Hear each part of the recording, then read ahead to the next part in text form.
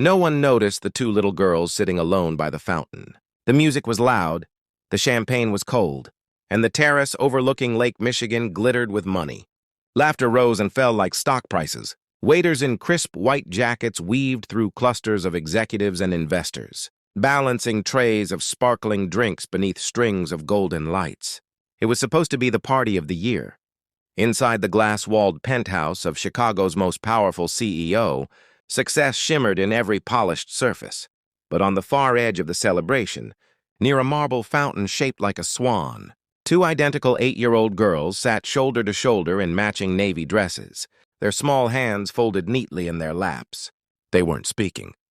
They weren't laughing. They weren't even looking at the magician who had just pulled a dove from his sleeve. For the other children, they were watching mouths move and understanding none of it. Ava Reynolds built billion-dollar tech companies the way other people built. Sandcastles, quickly, confidently, with the tide always at her command.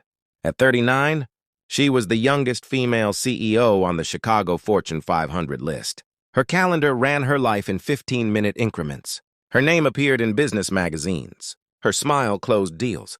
But nothing had prepared her for raising twins who could not hear her say, "I love you," the way she had imagined. Lily and Emma were born too, minutes apart and diagnosed profoundly, deaf before their first birthday. Ava had learned sign language for them. She had hired tutors. She had installed visual alarms and vibrating monitors. She had done everything right. Except tonight, she had forgotten something simple. In her rush to impress investors from New York and Silicon Valley, she had hired a DJ, a magician, a balloon artist, none of whom knew a single sign. The other children ran in packs, squealing, calling out to one another. Lily and Emma watched from their marble island, reading expressions that moved too fast. Every few seconds, one of them would glance toward the crowd, searching for their mother. But Ava was surrounded. Across the terrace, Daniel Harper adjusted the paper plate in his hand and wondered how he'd ended up here. He didn't belong among the tailored suits and designer heels. He'd come because his daughter, Sophie, had been invited. Sophie's best friend attended the same private school as the twins. Thanks to a scholarship program Daniel had nearly been too proud to accept after his wife died. 3 years ago, cancer had hollowed out his world in 6 brutal months.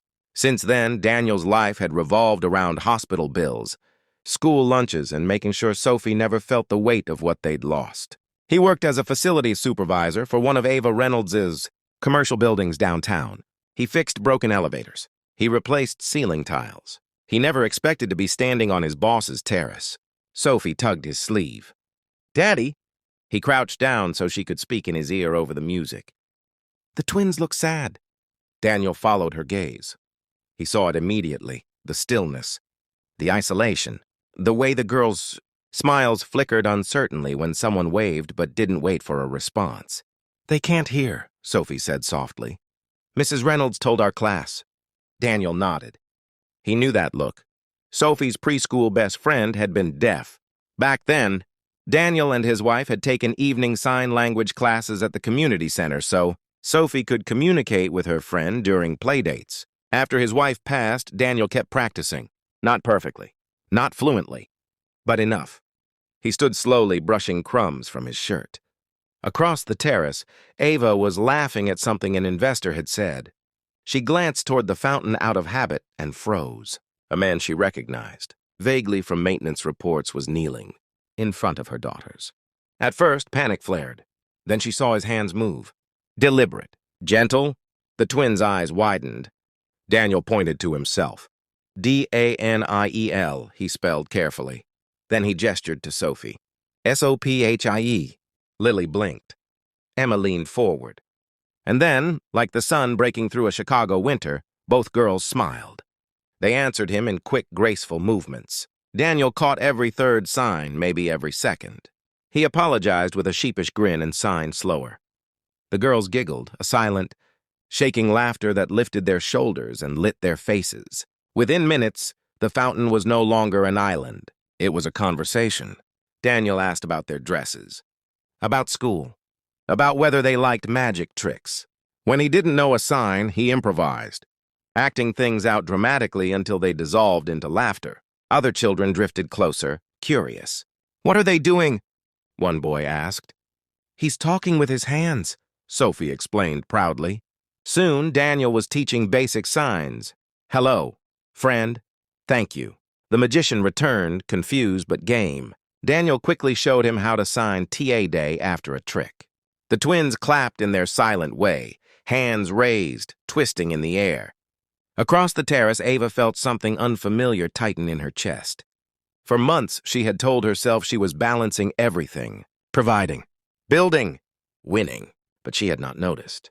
The small loneliness settling over her, daughters in rooms that weren't built for them. And this man, this employee whose name she barely knew, had seen it in seconds. An investor beside her followed her gaze. Are those your girls? Ava nodded. They seem happy now. Yes, she whispered. They do. When the cake was brought out, a towering white confection sparkling. With edible gold, the crowd gathered. The DJ lowered the music slightly. Everyone began singing, loudly, off-key, joyfully. Lily and Emma stood between their mother and Daniel, watching lips move again. Ava hesitated. Then she looked at Daniel. Will you?